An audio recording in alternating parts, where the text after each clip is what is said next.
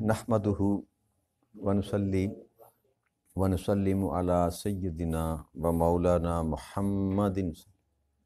رسولہ النبی الامین المکین الحنین الکریم الرؤوف الرحیم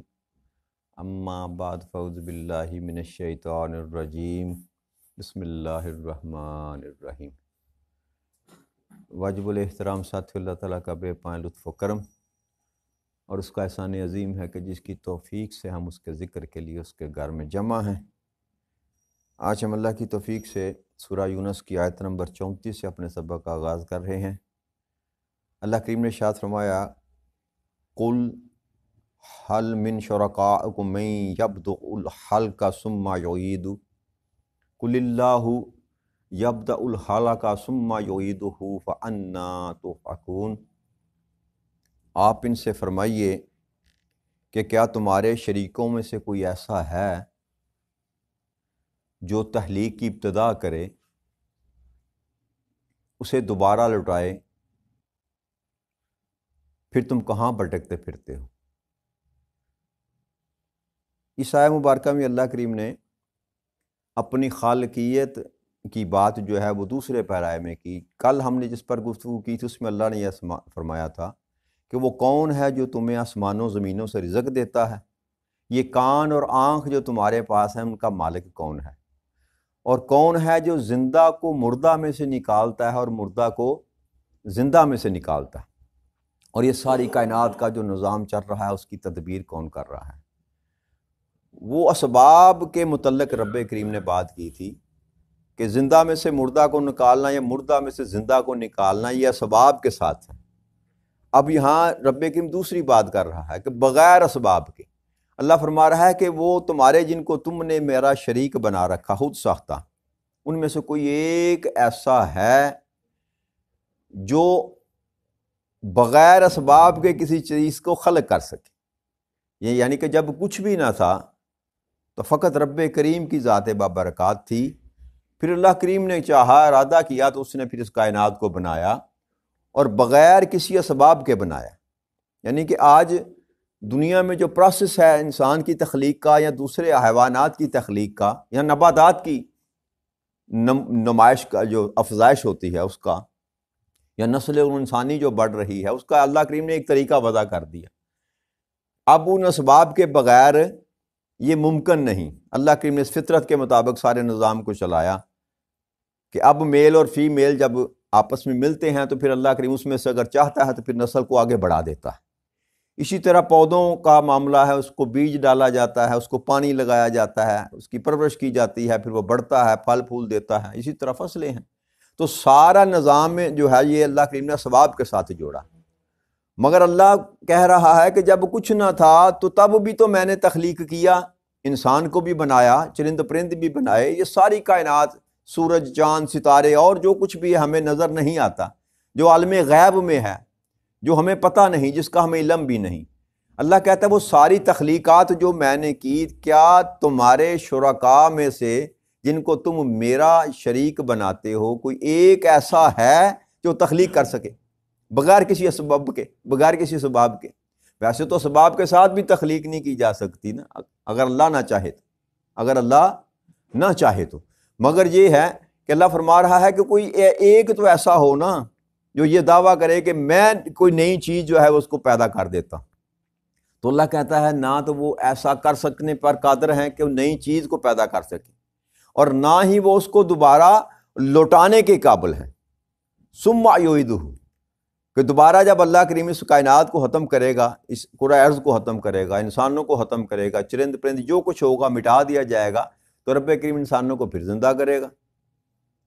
تو اللہ فرماتا ہے کہ ان میں سے کوئی ایسا ہے جو ختم کرنے کے بعد پھر دوبارہ کسی کو پیدا کر سکے یا بنا سکے؟ تو اللہ نے فرمایا نہیں، ایسی کوئی بات نہیں ہے۔ تو پھر یہ کہاں بھٹکتے پھرتے ہیں؟ پھر سے یہ کیوں اصل بات کی طرف نہیں آتے، حق کی طرف کیوں نہیں آتے؟ جھوٹے خداؤں کو چھوڑ کر پھر ایک خدا کی طرف کیوں نہیں آتے؟ پھر اللہ نے فرمایا قل هل من شرکاءکم من یہدی الی الحق قل اللہ یہدی للحق افمن یہدی الی الحق احق ان یتبع من لا یہدی الا ان یہدی فما لکم کیف تحکمون۔ اب اللہ فرما رہا ہے کہ آپ ان سے پوچھیں ذرا، کیا تمہارے شریکوں میں سے کوئی ایسا ہے جو حق کی طرف رہنمائی کر سکے؟ کہ جب بندہ گمراہی میں ظلمت کے رستے پر جا رہا ہو، تباہ و بربادی کے رستے کی طرف جا رہا ہو، تو ان میں سے کوئی ایک ایسا ہے جو پکڑ کر کسی کو سیدھے رستے پر لگا سکے؟ تو آپ فرما دیجئے کہ اللہ ہی ہے جو حق کی ہدایت فرماتا ہے، اللہ کے سوا کوئی ایسا نہیں ہے جو گمراہی میں پڑے ہوئے انسان کو نکال کر ہدایت کے رستے پر ڈال دے۔ تو اللہ فرما رہا ہے کہ اب جو حق کی طرف بلاتا ہے تمہیں، کفر سے نکال کر حق کی طرف لے کر آتا ہے، ظلمت سے نکال کر تمہیں نور کی طرف لے کر آتا ہے، وہ زیادہ حقدار ہے کہ اس کی فرما برداری کی جائے، یا یہ حقدار ہیں؟ جیسے بتوں کے متعلق جو ان کا عقیدہ تھا کہ یہی ہمیں رزق دینے والے ہیں، یہی بیٹیاں بیٹے دینے والے ہیں، سارے معاملات انہوں نے حقیقی معبود اسی کو بنا رکھا تھا۔ تو اللہ یہ کھلا چیلنج کر رہا ہے کہ ان میں تو کسی میں ایسی طاقت ہی نہیں ہے جو نفع نقصان میں، جیسے اللہ نے کہا کہ نہ یہ تمہارے نفع میں ہے، نہ نقصان کر سکتے ہیں، نہ نفع دے سکتے ہیں، نہ تمہارے لیے اسباب پیدا کر سکتے ہیں، نہ تمہیں رزق مہیا کر سکتے ہیں، نہ تمہیں زندگی دے سکتے ہیں، نہ تمہیں موت دے سکتے ہیں، اور نہ موت کے بعد دوبارہ زندگی دے سکتے ہیں۔ یعنی کہ کوئی ایک ایسا امر نہیں ہے جو رب کریم کی صفات میں شامل ہے یہ بت کر سکیں۔ یعنی کہ بتوں کے علاوہ جو اپنے آپ کو معبود کہلانا چاہتا ہے یا معبود بن کر دنیا میں آیا، جیسے فرعون تھے، وہ کہتے تھے کہ ہم رب ہیں، تو اللہ کہتا ہے کہ یہ صفات جو میری ہیں، ان میں سے کوئی ایک صفت کا حامل بھی اگر ہے تو میرے سامنے تو لے کر اس کو کون ہے؟ تو اللہ فرما رہا ہے پھر تم یہ کیسے فیصلے کرتے پھرتے ہو؟ لیکن بت جو بنے ہوئے ہیں، بت جو ان کی تو بات انسان کی عقل ہے نا، ماتم ہی کیا جا سکتا ہے کہ اپنے ہاتھ سے انسان تراشتا ہے اس کو، لکڑ کا بنائے یا پتھر کا بنائے یا کسی مٹی کا بنائے، اپنے ہاتھوں سے تراش کر اسی کو بنا کر اس کی پوجا شروع کر دیتا ہے۔ اس سے بڑھ کر جاہلیت کوئی اور ہو ہی نہیں سکتی کہ اپنے ہاتھوں سے تراشے ہوئے۔ پھر اگر کسی میں کوئی ایسی قدرت ہے، کوئی قوت ہے، تو پھر بھی انسان دھوکہ بھی کھائے کہ وہ ایسے کام کر رہا ہے جیسے کہ جو انسان کی عقل سے باہر ہیں، کوئی نئی زندگی کسی کو عطا کر رہا ہے۔ جیسے نبی اکرم صلی اللہ علیہ وسلم فرمانا کہ دجال کو اللہ کریم یہ طاقت عطا فرمائے گا، کچھ صفات ایسی ہیں دجال کے اندر پائی جائیں گی، وہ زندہ کرے گا مردوں کو، وہ بارشیں بھی برسائے گا، یعنی کہ وہ ایسے کام کرے گا جو رب کی شانیں ہیں، اور یہ رب کے امر سے ہے۔ یہ رب کے امر کے بغیر جب تاجدار کائنات صلی اللہ علیہ وسلم فرما رہے ہیں کہ وہ یہ کرے گا، تو اس کا مطلب یہ کہ اللہ کے امر سے یہ سارا ہوگا۔ اگر اللہ نہ چاہے تو نہیں ہو سکتا، لیکن یہ صفات اس کو اللہ کریم اپنی طرف سے وہ طاقت عطا کرے گا، اور وہ بھی دنیا کے نظام میں دکھانے کے لیے کہ کون ہے اب وہ خالق حقیقی کو چھوڑ کر اس کے پیچھے جاتا ہے۔ وہ بھی آزمائش ہوگی اس وقت کے لوگوں کی، جب دجال آئے گا تو وہ ایسے کام کرے گا کہ جو انسان جس سے عقل جو اس کی حیران پریشان رہ جائے گی کہ یہ تو رب کے سوا کوئی نہیں کر سکتا۔ وہ بھی آزمائش اور امتحان ہوگا انسان کا کہ جو حق پر ہوں گے وہ اس کی طرف نہیں جائیں گے، مگر جو تذبذب کا شکار ہیں یا دنیا کے اسباب پر جو تکیہ کیے ہوئے بیٹھے ہوتے ہیں وہ سارے اس کے پیچھے چلے جائیں گے۔ وہ کہہ لیں گے کہ یہی حقیقت ہمیں خدا ہے، یہی اسی کو ماننا چاہیے، اسی کے پیچھے چلنا چاہیے۔ لیکن وہ بھی کسی کے پاس یہ طاقت نہیں ہے۔ اللہ کریم نے کسی کو یہ اگر دیا ہے تو اللہ کی طرف سے عطا کی۔ عیسیٰ علیہ السلام اگر مردوں کو زندہ کرتے تھے تو وہ اللہ کے اذن سے زندہ کرتے تھے۔ تاجدار کائنات صلی اللہ علیہ وسلم کو اللہ نے جو معجزہ عطا کیے، چاند کو 2 ٹکڑے کیا، پتھروں نے کلمہ پڑھا، یا اور اس طرح کے کئی ہزاروں اور مظاہر تھے رب کریم نے جو اپنے نبی اکرم صلی اللہ علیہ وسلم کے ہاتھ سے ظاہر کیے، تو وہ اس کے پیچھے جو قوت تھی نا وہ رب کریم کی ذات تھی۔ اپنی ذات میں کوئی ایک بھی ایسا نہیں ہے جو خود اللہ کی صفات میں سے کسی صفت کا حامل ہو۔ جو کام رب کر سکتا ہے، اولاد عطا کرنا، زندگی دینا، موت دینا، مصیبت کو نازل کرنا یا مصیبت کو اٹھا لینا، خوشی دینا یا غم دینا، مال دینا یا مال چھین لینا، کوئی ایک کام بھی ایسا نہیں ہے جو رب کریم کی منشا اور مرضی کے بغیر کو بندہ دعویٰ کرے کہ میں کر سکتا ہوں، اور قطعاً نہیں کر سکتا۔ کیوں؟ کہ یہ ساری چیزوں کا جو اصل مالک ہے، جو ان ساری چیزوں پر جو قادر ہے، وہ اللہ کے سوا کوئی اور ہے ہی نہیں۔ یہی حقیقت ہے اور یہی اصل میں ایمان ہے۔ جو یہاں پر غلطی کھا گیا، جو یہاں پر جو ڈگمگا گیا، وہی اصل میں گمراہی میں چلا گیا۔ اب وہ ظاہری کسی بت کی پوجا کرے یا مخفی کسی بت کی پوجا کرے، یعنی کہ دو ہی طریقے ہیں نا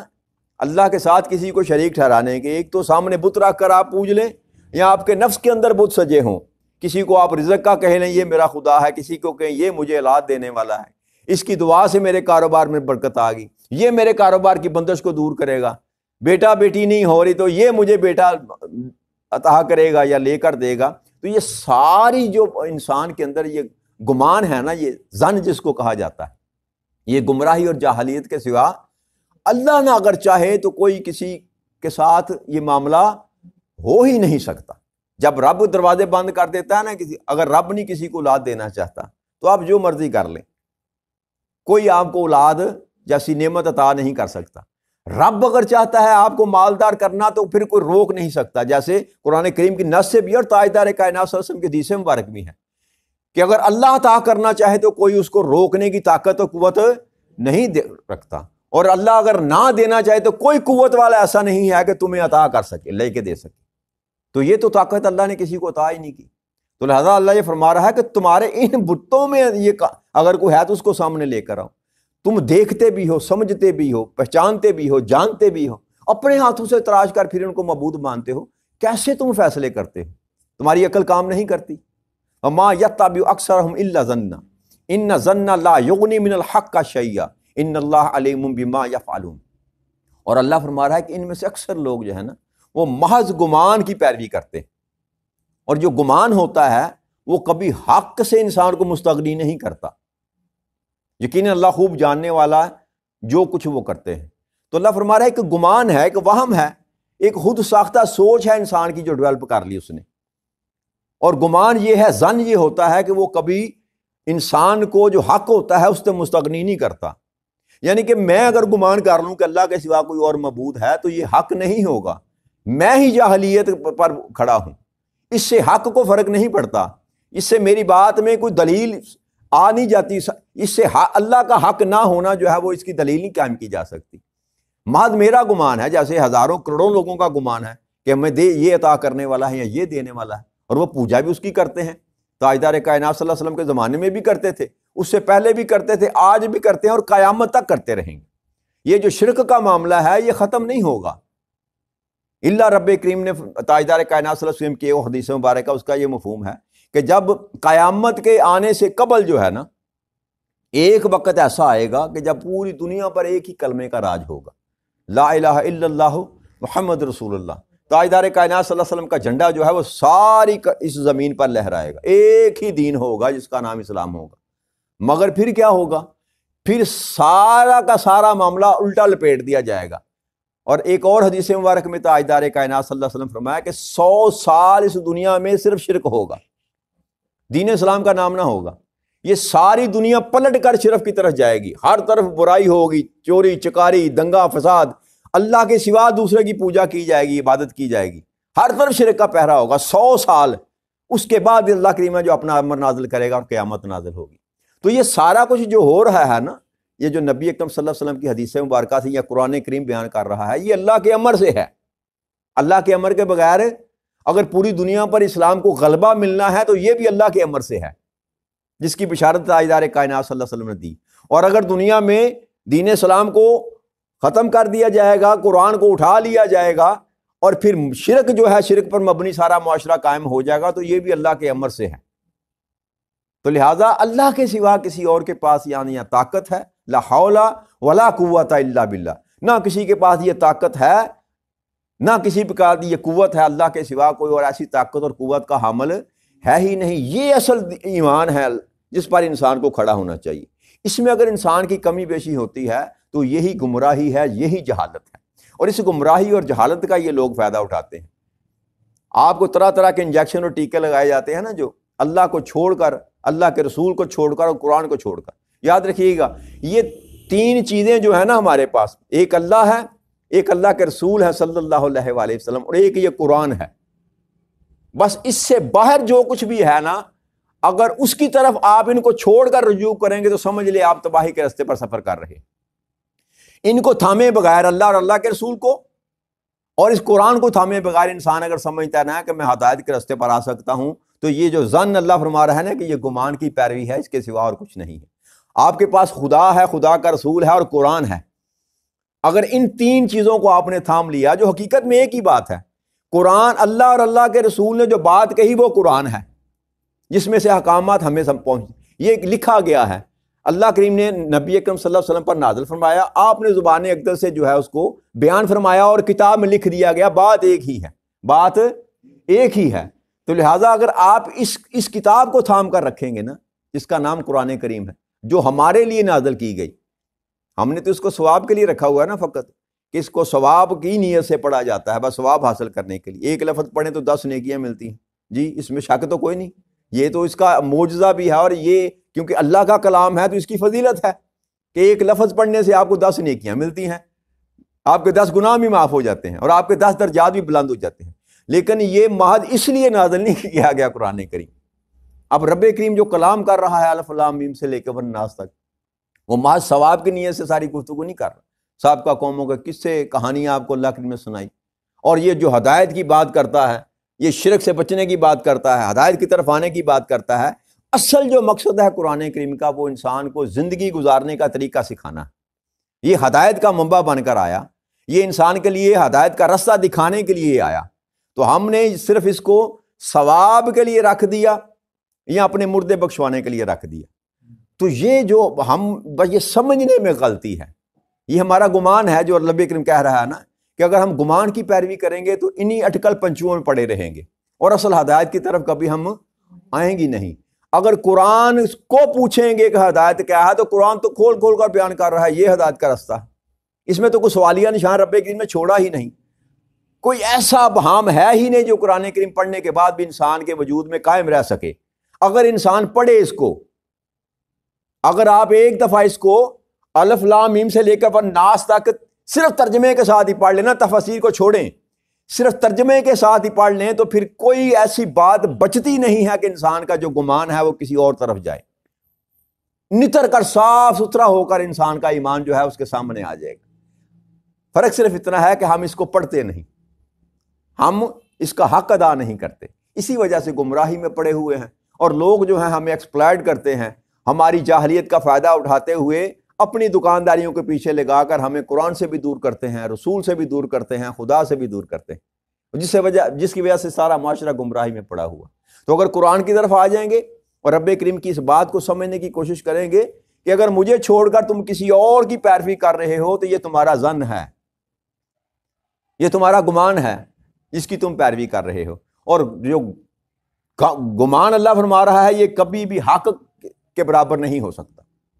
حق کی طرح نہیں ہو سکتا۔ تو اللہ فرماتا ہے اللہ خوب جانتا ہے جو کچھ تم کرتے ہو۔ اب تمہارا کوئی بھی عمل کرنا، کوئی بھی فعل کرنا، تم حقیقی معنی میں رب کریم کو رب مانتے ہو یا کسی اور کو بھی تم نے ساتھ خدا بنا رکھا ہے، اللہ کہتا ہے جو کچھ بھی تم عمل کرتے ہو میں اس کو بہت خوب جانتا ہوں، ہر ایک چیز کی میں خبر رکھتا ہوں۔ تو آج یہیں پر بات کو ختم کرتے ہیں، انشاءاللہ اللہ نے چاہا تو کل اس سے آگے بڑھیں گے۔ وما علینا الا البلاغ المبین۔ السلام علیکم ورحمۃ اللہ۔